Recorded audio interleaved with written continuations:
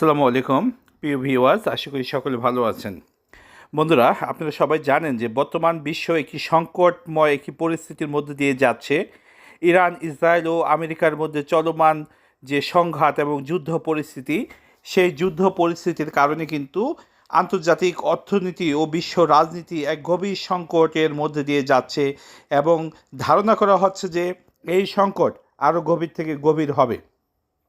বর্তমান ইরান যুদ্ধের কারণে যে বহুমুখী প্রভাব বিশ্বব্যাপী সৃষ্টি হয়েছে, সেই বহুমুখী প্রভাব নিয়েই আজকে আপনাদের সাথে আলোচনা করব।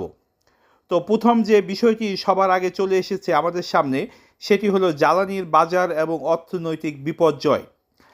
প্রিয় ভিউয়ার্স, আপনারা নিশ্চয়ই জানেন যে বিশ্বের মোট যে তেল উৎপাদন এবং তেল আমদানি রপ্তানি, তার প্রায় 20% এবং এলএনজির একটি বড় একটি অংশ কিন্তু পারস্য উপসাগরের হরমুজ প্রণালী দিয়ে আমদানি রপ্তানি করা হয়।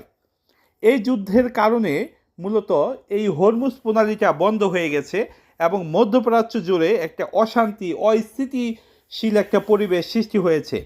ইতিমধ্যে সৌদি আরবের সবচেয়ে বড় যে তেল শোধনাগার যে আরামকো আছে, সেই আরামকোর মধ্যে কিন্তু হামলা হয়েছে। কুয়েত এলএনজি উৎপাদন বন্ধ করে দেবে।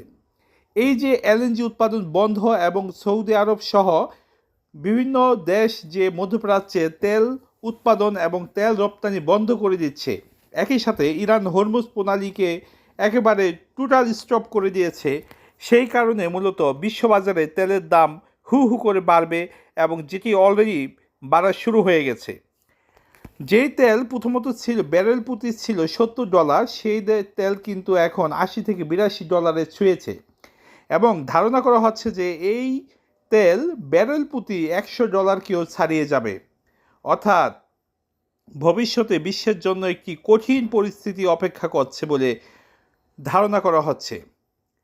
তারপরে যে বিষয়টি আসে, গ্যাস সংকট। আপনারা জানেন যে বিশ্বের সবচেয়ে বেশি এলএনজি উৎপাদন এবং রপ্তানি করে কাতার। এখন কাতারের মতো একটি দেশ যখন এলএনজি উৎপাদন বন্ধ করে দেয়, তখন এটা খুব সহজে অনুমেয় যে কী পরিমাণ সংকট বিশ্বব্যাপী সৃষ্টি হবে।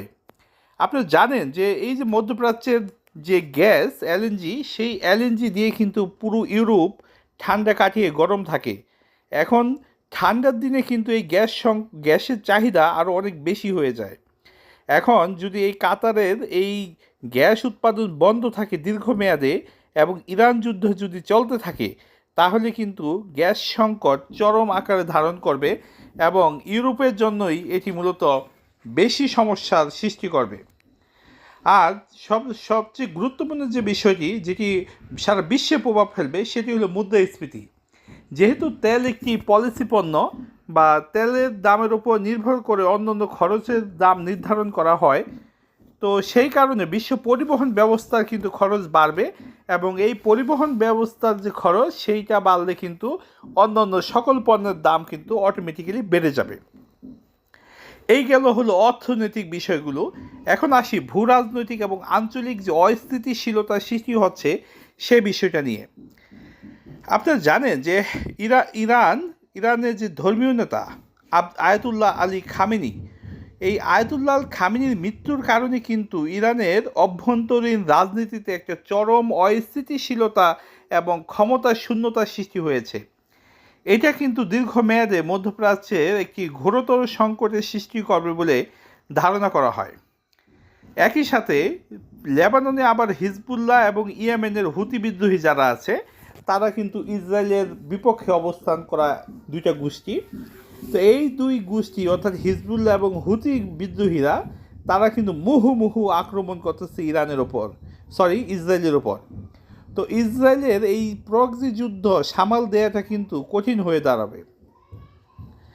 আবার সৌদি আরবের যে অবস্থান, অর্থাৎ সংযুক্ত আরব আমিরাত এবং সৌদি আরব, এই দুই দেশের অবস্থান থেকে আমরা দেখতে পাই যে সেই দুই দেশ সরাসরি যুদ্ধে জড়িত না হলেও এই দুই দেশের মধ্যে যে মার্কিন ঘাঁটিগুলো রয়েছে, সেইগুলি কিন্তু অলরেডি এফেক্টেড হয়েছে।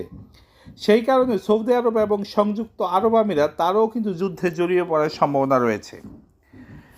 তারপরে যে বিষয়টা আসে, সেটি হলো বিশ্বে যে সাপ্লাই চেইন রয়েছে, বিমান চলাচল রয়েছে, তার উপরে প্রভাব পড়বে। ইতিমধ্যে কিন্তু মধ্যপ্রাচ্যগামী অনেক অনেক ফ্লাইট কিন্তু বন্ধ হয়ে গেছে। অর্থাৎ আকাশপথ কিন্তু ভিন্ন রুট ব্যবহার করতে বিমানগুলি বাধ্য হচ্ছে এবং হরমুজ প্রণালী বন্ধ হয়ে যাওয়ার কারণে সমুদ্র পথে পণ্য পরিবহন কিন্তু মারাত্মক ব্যাহত হচ্ছে। এতে করে এশিয়া এবং ইউরোপের মধ্যে বাণিজ্য খরচ দ্বিগুণেরও বেশি হয়ে যাচ্ছে। একই সাথে এই যুদ্ধের কারণে কিন্তু ইরানের পক্ষ থেকে সাইবার অ্যাটাক হচ্ছে এবং একই সাথে ইসরায়েলের পক্ষ থেকেও কিন্তু প্রযুক্তিগত সাইবার অ্যাটাক হচ্ছে। বিশেষ করে ইরানের যে ইন্টারনেট সেটি কিন্তু বন্ধ করে দেওয়া হয়েছে।